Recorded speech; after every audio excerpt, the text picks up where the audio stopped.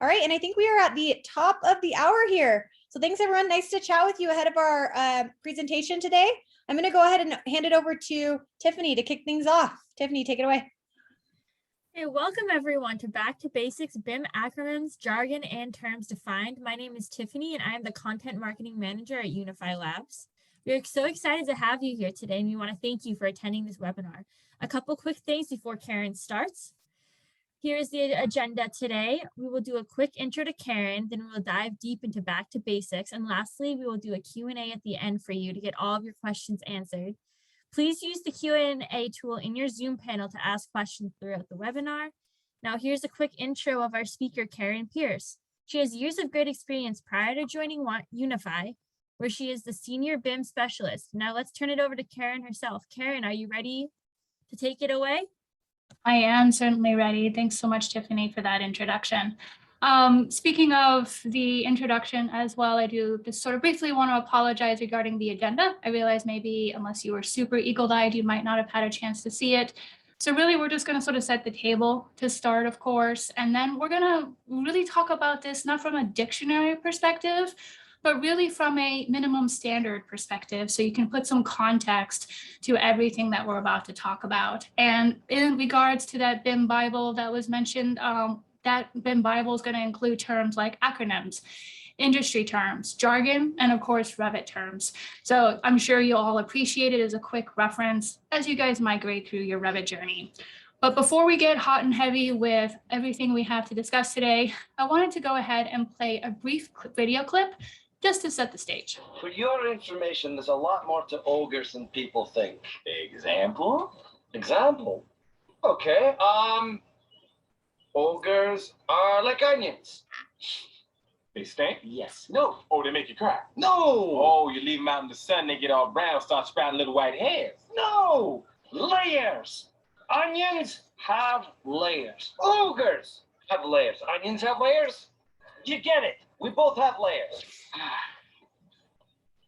Oh, you both have layers. Oh. You know, not everybody likes onions. Cake. Everybody loves cakes. Cakes have layers. I don't care what everyone likes. Ogres are not like cakes. All right, guys. So I hope you enjoyed that little video clip. I have got a very fond connection with Shrek, and like ogres, BIM has layers. Layers like cake or like an onion, well, I'll let you decide. And well, as most BIM managers would say, I think that probably depends on what day it is. The reference of REVIT layers is certainly nothing new. Layers like CAD is a way most people may understand work sets, for example. But I'm here today to go back to basics and peel back the layers of BIM a bit to really help you understand all this terminology. Terminology like acronyms. As you can tell, the world of BIM lives in a sea of acronyms. BIM itself is one of them. And while I don't expect you to be able to define all this by the time we're done here, after all, that's what the BIM Bible is for, you will be able to leave here understanding where acronyms, industry terms, and jargon fits in the day-to-day operations of your firm. And over the last several years, BIM is becoming more and more contractually obligated. But what does doing BIM mean? I've seen a number of companies working in Revit and thinking they're doing BIM as they're working in a 3D model, maybe even using a platform like BIM 360. But remember how ogres have layers? BIM also has layers. Building information management isn't just building information modeling, but it's about multiple processes to manage models and data. And with BIM, project teams contribute information and data about a proposed built asset, generally in a shared digital space called a common data environment, or you may have heard it as a CDE. And that information could include specifications, schedules, performance requirements, programs, cost plans, and so on. And this is generally referred to as non-graphical information. But of course, we all produce drawings at the end of the day, and this is known as graphical information. The non-graphical information is linked to generally that graphical 3D model. And when you explore and click on different parts of that 3D representation, if it's a perfect BIM world, you'll then be able to access the information about it. And working with designers, contractors, and manufacturers, I often ask, do you know your control obligations for BIM? And the reaction is often uncomfortable. blank looks, embarrassed shuffling, worried frowns. And as we all know, a contract is a legal document detailing the terms agreed upon. So in hearing that BIM may be contractually obligated, we want to understand what the expectations are. And BIM protocol is becoming extremely well defined, especially with the implementation of standards like ISO 19650 in the UK. However, whether you're in the UK, the US, or elsewhere in the world, we all can understand it's made up of 5 components: the BIM execution plan, the responsibility matrix, the employer's information requirements, you'll hear it called the EIR, project procedures, and security requirements. But what else are we going to need to pay attention to? Well, let's go ahead and start with detailing what the BIM execution plan entails. So let's start at the top. I think out of all the acronyms and jargon you might see today, this thing has been called so many things over the years: BIMX, BIMXP, BXP, and BEP. And they all mean the same thing. But specifically, BEP is what aligns with ISO 19650. I've written several of these over the years. Some are 30 pages, others are as short as 5. And of course, there's everything in between. But in simple terms, the BIM execution plan defines the who, what, when, and where in a BIM project. The BIM execution plan is also acknowledged as a living document, meaning it's subject to change as priorities, expectations, and deliverables change. And the BEP will define the BIM project strategy that will drive the overall success of BIM implementation. And according to ISO 19650, the BEP has specifically 2 different purposes in supporting the project. One is to provide evidence, which is referred to as the pre-BEP, and the other is the delivery tool itself. And what we mean by providing evidence is specifically to the appointing party that the prospective delivery team can manage project information in line with any information requirements provided to them. To provide a delivery tool is the second part, and that's really what the appointed delivery team will use to produce, manage, and exchange project information during the appointment alongside other resources. So we're really serving 2 purposes with this particular BEP strategy. And we really should start with the end in mind. So what's the end in mind? Well, I think we can all agree that meeting the client expectation is first and foremost the priority. And if you don't have the client's EIR, which we'll dig into more specifically on what that means, we can actually create the BEP to define what the client is receiving. In this way, we're reducing risk by defining roles and responsibilities. And overall, we're really working to improve project quality and help the team keep on track. Overall, really what we want to expect is the BEP executed successfully will save time by improving model accuracy and avoid rework. Now, remember how I told you I could create some as short as 5 pages? That might be a little, perhaps too compact, but what you really want to do is create a concise BEP. Because after all, we really want this BIM execution plan to be a collaborative document with key team players. And we all know how busy project managers and everyone else involved is going to be. And of course, we can't forget about the technology strategy for the project. So we'll dig more into that in just a few minutes. Now that we really mostly understand its purpose, what does the BIM execution plan need to entail? After all, I just mentioned being concise is important. But as you can see, a BIM execution plan is a lot. But it's an interesting observation, though, that much of this document is really comprised of project management, with team rosters, project standards, deliverables, milestones, and more defined right from the start. You now have a single source of truth for your project's BIM expectations, a single source of truth, just like we have here at UNIFI for your project content. And as we move to other parts of the BEP, we start pulling back the onion layers and see more about what we're accomplishing with BIM. There's a collaboration strategy. For example, how often are models exchanged, a class review schedule, scope definitions, and oh look, more acronyms. MIDP stands for Master Information Delivery Plan, whereas TIDP means Task Information Delivery Plan. And the main difference between the MIDP and the TIDP is that the latter informs the former. The project's various task teams are responsible for delivering their own task information plans. And generally, there'll actually only be one master information delivery plan. So it's the job of that information to collate all the TIDPs into the MIDP. And the MIDP is also going to include all the information deliverables of the project and their delivery schedule. It represents essentially a comprehensive list of all the project models, drawings, renditions, specifications, reports, equipment, schedules, data sheets. You get the drift. So since the MIDP and the TIDP usually take the form of a spreadsheet listing all the deliverables, some professionals within the construction and engineering industry think of them as, quote, glorified deliverable trackers. So although the TIDP and MIDP have many similarities with the traditional deliverable trackers, they include far more information to comply with the ISO 19650, another UK framework for BIM. And standard method and procedure, so really what we're, kind of in that day-to-day with, we're detailing project coordinates, levels and grids, naming conventions, and maybe even some best practices. Best practices, you say? Well, think about it like this. I've seen it often in detailing how models should be exchanged. For example, like using a tool like eTransmit, or will you be publishing regularly and hopefully automating it to BIM 360? And how will the federated model be accessed? Well, what is a federated model?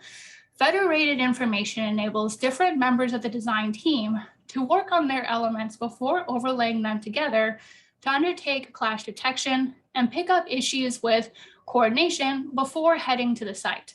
It also gives all parties one clear source of structured information, rather than lots of different pieces from many different people. And IT gets a shout out, of course, as well. Software versions, file exchange formats, etc., all need to be defined as interoperability is critical. In basic terms, this means that the ease with which design software programs talk to each other needs to be efficient. And in a BIM environment with lots of different people creating different pieces of digital information that all need to come together, it's key to work out file interoperability from the outset. You need to know if the format you are creating and sharing information in can be received, read, and effectively used by your project team colleagues. So let's dig a little bit more into that. As we spend more and more time in Revit, and with the advent of cloud computing gaining more and more traction, BIM 360 Collaborate Pro has never been more popular as IT solutions continue to adapt to a changing BIM environment.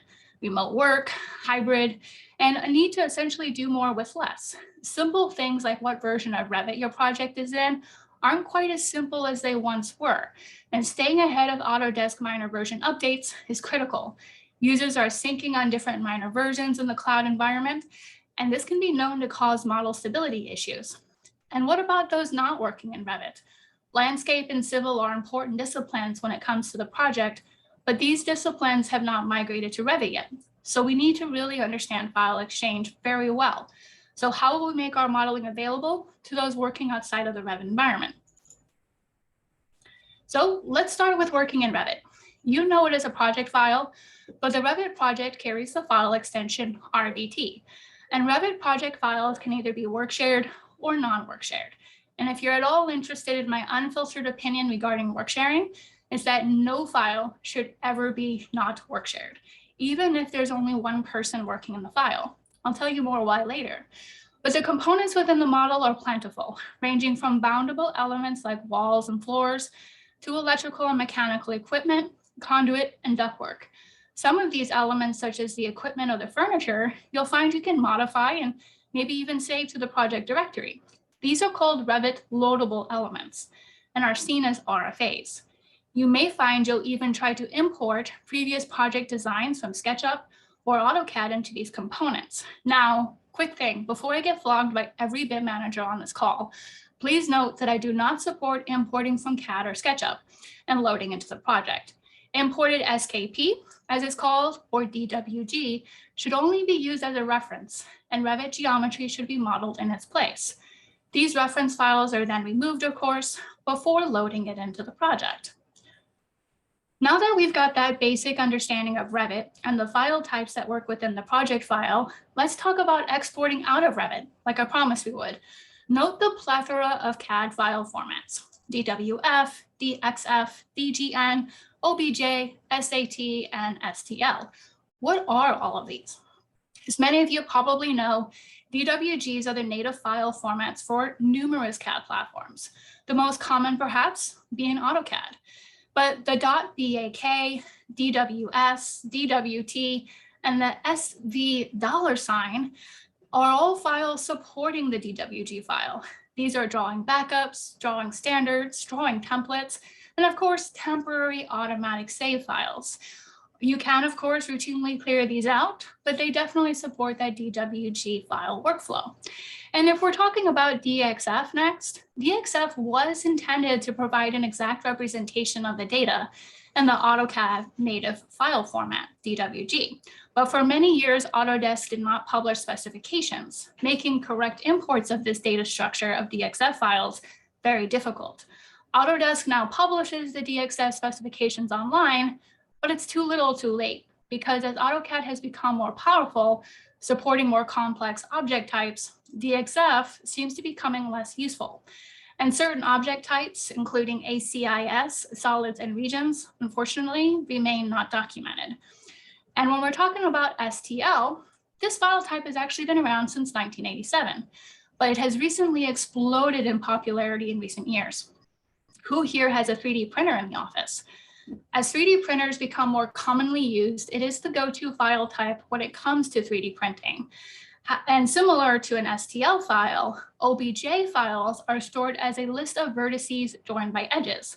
However, unlike STLs, they support polygonal faces, and polygons allow for a closer representation of the original geometry than STLs do, but still do not actually accurately portray the original geometry. So with that being said, OBJ files can certainly represent an object more accurately while using the same number of faces as an STL file. With more export types available, I definitely, of course, want to ensure I don't leave out one critical type, and that's the IFC file.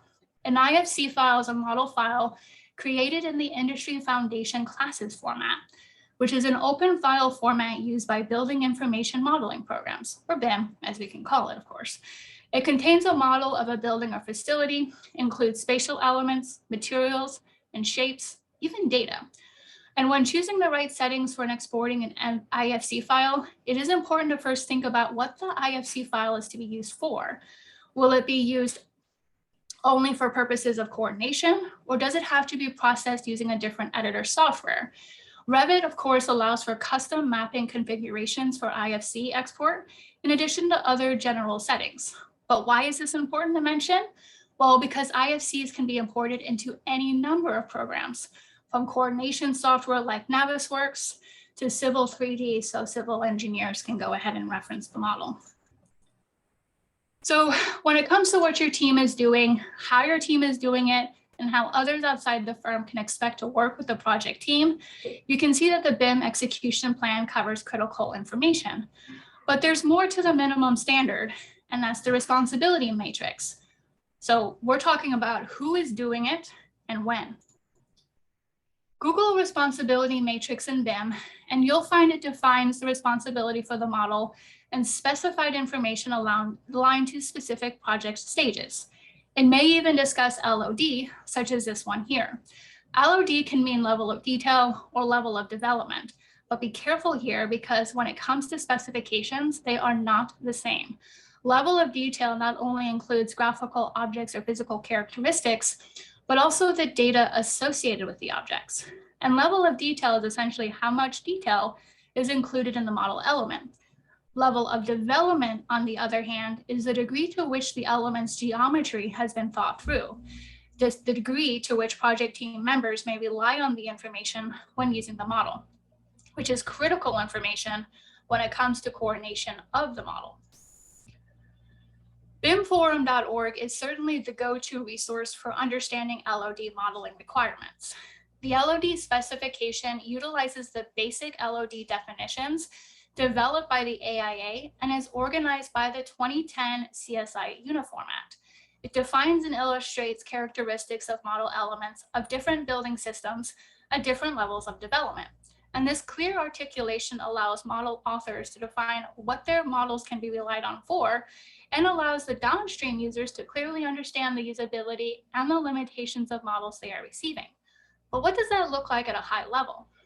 Well, if you look at the image on the left, we're talking about level 100. Spaces are modeled as generic objects with approximate size, shape, and location.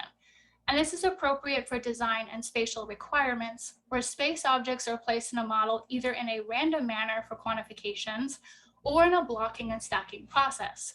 This is essentially going to be best used in areas where space object is based on area required by the program or a particular project brief.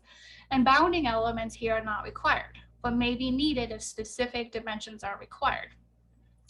Level 200, the image on the right, we have spaces are modeled, but they're placed with the bounding elements such as walls and columns. Perimeter and area spaces are calculated with respect to these bounding elements, and LOD requirements are dependent on them. For example, though, if interior partitions are defined at LOD 200, the objects within the space cannot be defined at LOD 300. The full LOD specifications from BIM Forum is a measly 275 pages, but it's certainly well worth the read as it provides everything I just told you and also breaks down the model element requirements by uniformat, omniclass, and uniclass. And a great example from this document covers stair construction. So at LOD 200, we have the generic model element, the stair here, but we've got some simplified treads and risers and some nominal overall unit scope. We can include also nominal plan dimensions, length, width, vertical dimensions such as levels and landings. But at 300, things start getting more complicated. We're actually modeling major stair support elements such as stringers. And the element must be accurate as to riser count, riser height, tread width, nosing conditions, top and bottom, and landing geometry. And at 350, we start getting those secondary support elements modeled, any hangers, brackets, or handrail connection points. And of course, as we get to 400, we have all stair elements that are modeled to actually be able to support items such as fabrication and installation. And as the eye in BIM increases, I know there's more here. There's more information to be had as we talk about maybe 500, 600, and even 700, but that's not the purposes of today's call. So as we continue our way around the circle, let's revisit the primary purpose of the BIM execution plan, or BEP, meeting client expectations. They may be pretty straightforward as you've likely submitted the design proposal and have been awarded the project.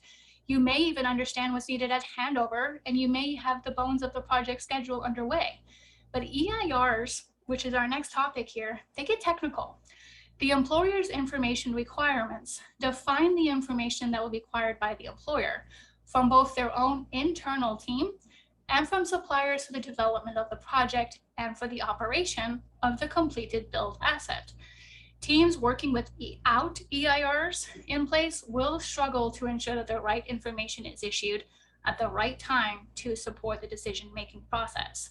And worse, they'll probably be creating excessive amounts of information just for the sake of it, rather than efficiently focusing on what's needed.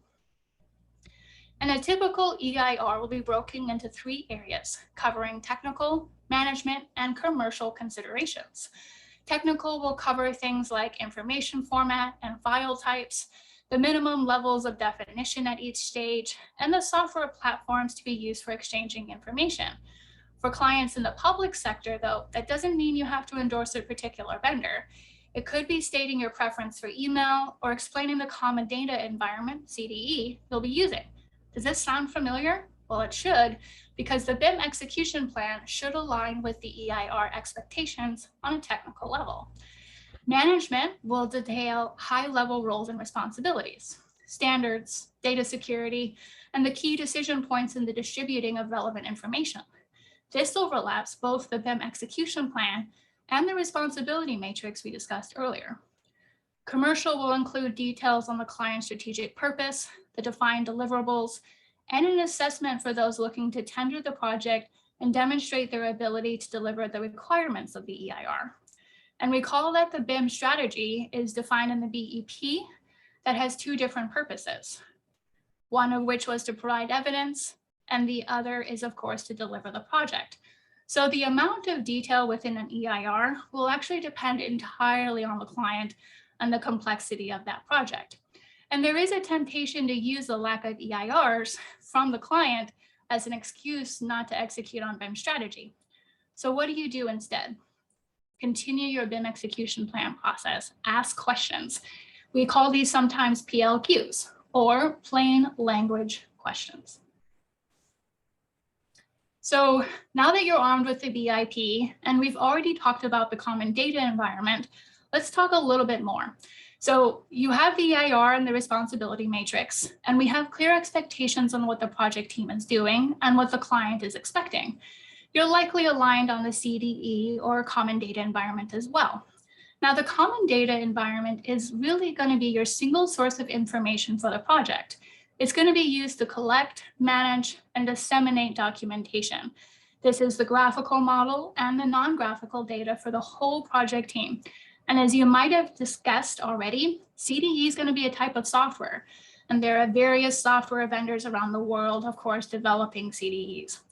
And as you probably guessed it, BIM 360 is probably one of the most well-known platforms.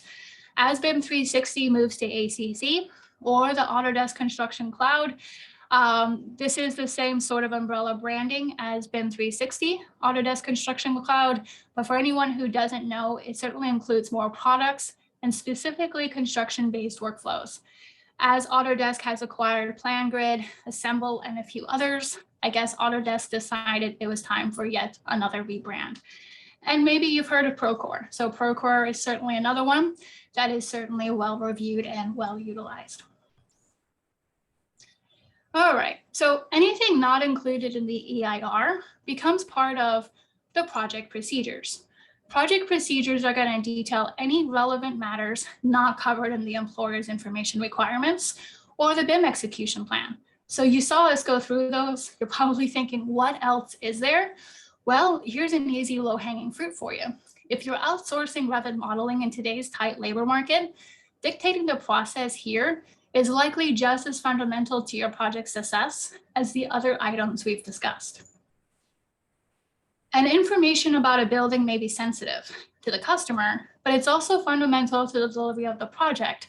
Since if the information is unavailable for any reason, technical failure, user error, corrupted models, maybe incomplete models, then you certainly know the project faces delays, cost overruns, and potential financial penalties for contractual or legal reasons. So information risk security is a very real requirement for any business activity that relies upon accurate and reliable information to be successful. BIM brings together increasing volumes of very useful and detailed information into a collaboration space where it can be shared. Maintaining security requirements for the client, in addition to the firm, is certainly nothing new.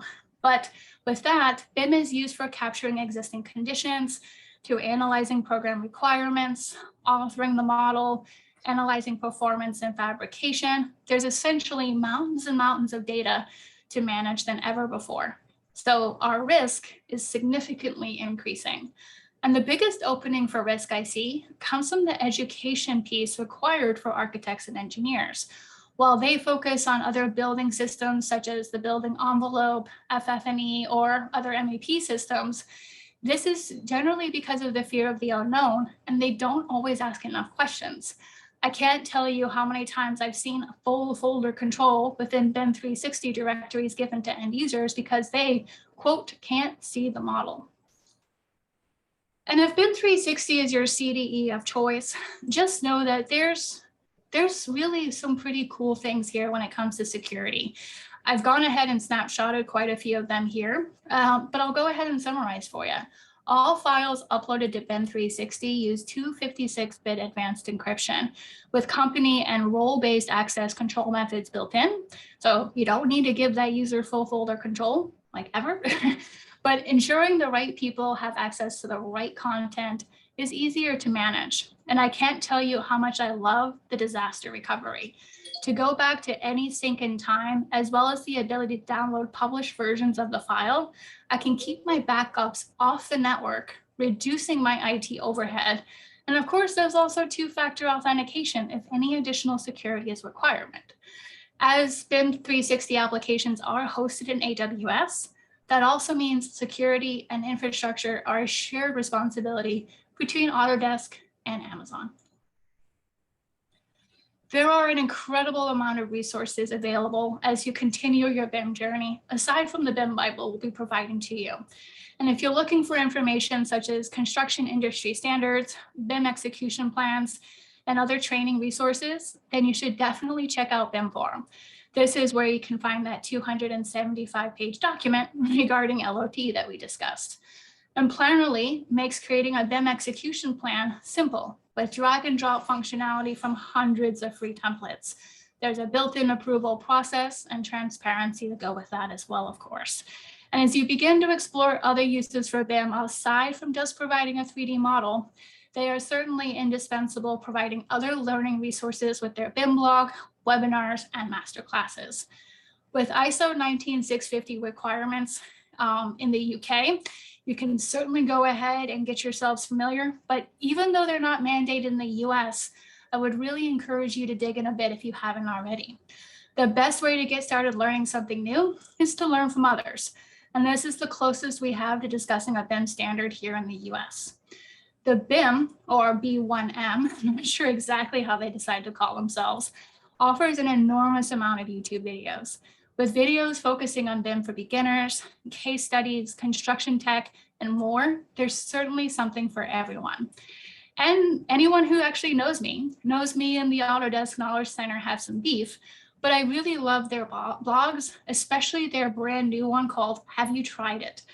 So they are going to be specific to the latest version of Revit, such as 2022, but I've certainly had a couple of wow moments with some of the latest features that Revit has to offer. And I want to leave you all with this quote, Dr. Seuss. The more that you read, the more things you will know. The more that you learn, the more places you'll go. So thanks, everyone. And with that, Tiffany, I'm going to go ahead and turn it over to you to assist with any Q&A. All right, thank you, Karen. As promised, we will have our Q&A for the next 10 to 15 minutes. We will discuss as many questions as we can. So the first question is, can you recap the ISO 19650 and COBie differences in BEP? I actually can't. Sorry. So yeah, the ISO 19650 and how that really relates to COBie. Sounds like a good Google question, but I did not know that off the top of my head. Okay, and then what is the best way to distribute the great info you shared today to other people in my organization? So this video will be recorded. We managed to cover the entire presentation in about 40 minutes according to the clock here. So definitely share this with others. The resources and references I pointed out to you, they were pretty instrumental in helping me prepare for today's discussion. And don't forget, of course, about the BIM Bible. Okay, and so why is alignment on terminology so important? So think about it like this, and let's talk about a really super simple example here. Let's talk about a family. You know, you heard me refer to those as RFAs today. But if you're talking to somebody with absolutely no knowledge of Revit, that family is like, what do you need to know about my family? My family's personal. Why are you asking about that? So a family, as in the traditional sense, is brother, sister, mother, father, is quite different, of course, in the Revit environment.